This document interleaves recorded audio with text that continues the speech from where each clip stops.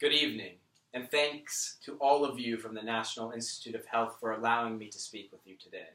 To those of you tuning into this hearing via webcam, hello. For those of you who do not know who I am Vicente Leon, and I've worked alongside the NIH as an advisor for financial decisions.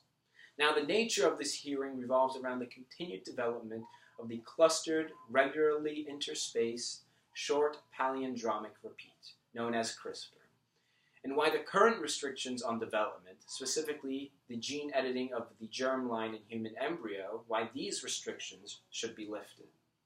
For those joining us via webcam, to give a brief explanation, CRISPR is a gene editing system which consists of a protein called CA9, which functions like a pair of scissors, and consists of a piece of RNA that matches the DNA that is being altered.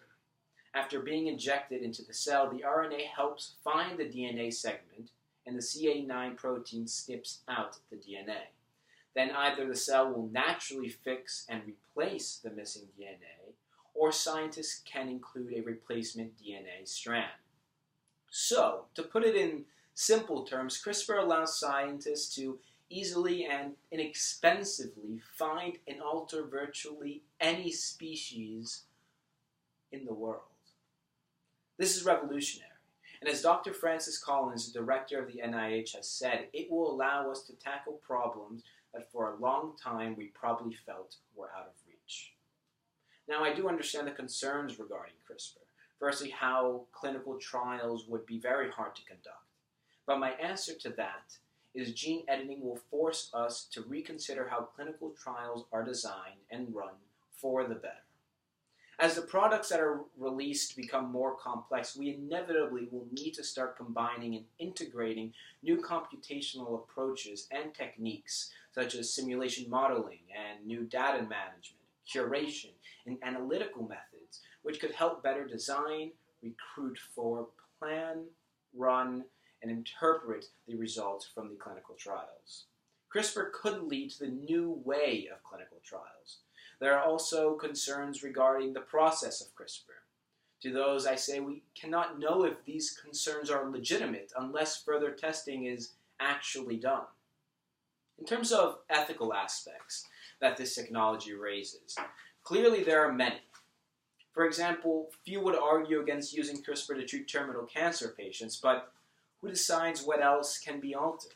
What about treating chronic diseases or disabilities? If sickle cell anemia can be corrected with CRISPR, should obesity? There's also the fear of creating a technology which will allow people to customize their babies, which leads me to, in my estimation, the largest ethical issue that CRISPR raises: the gene editing of human embryos and the germline. The testing for these have been restricted in the United States because the changes made to the germline in human embryo would be inherited by the next generation, a choice that they did not have. Also, long-term effects would be very hard to determine. However, given all of this information, I believe it is in the best interest of the NIH and the United States of America that this ban on testing of gene editing on human embryos and the germline be removed. There are multiple reasons why I believe this to be the case. First off, this ban does not even allow scientists to determine whether gene editing human embryos could actually prevent diseases. It does not allow us to see the full potential of the technology. Second, assuming we conclude that gene editing human embryos does prevent diseases, it would allow millions of people around the world to get rid of a disease that they never asked for. It will allow people to live healthier lives. It would also give the opportunity to future generations to live without a disease that plagued their family. I do understand that this means changing your unborn child, but your child would be exposed to products like cigarettes and alcohol, which also creates change within any human. Smoking cigarettes can create mutation in a man's sperm, for example. Third, CRISPR alters only a few letters of an organism's genome. This mutation, in theory, could happen naturally. Also, some bioethicists have even argued that it is morally imperative to research gene editing in human embryos, considering roughly 6% of all babies have serious birth defects. But the main reason why I think this restriction should be removed, more so even than the potential of being able to cure fatal and life-lasting diseases in millions, is that it will be developed somewhere else regardless. For example, we've already seen in 2016 the UK approved the first use of the technology in healthy human embryos for research. Moreover, pressure to push forward will come from all angles, not only from desperate people or private investors, but also clinics abroad that may drum up business by saying, we'll do things here, and that will be advantageous for your children that are not allowed elsewhere. If something can be created and there's demand for it, it will be created. And the demand is certainly there. So much money has been put into cures and medicines to fight all the diseases that CRISPR has the potential of solving. People have been pleading for solutions to all these diseases and disabilities that CRISPR has the potential of solving. The demand is there, which means not only will people now have an option to beat their diseases if they want, but there's also a great financial opportunity for all involved if we are the ones to fully develop CRISPR.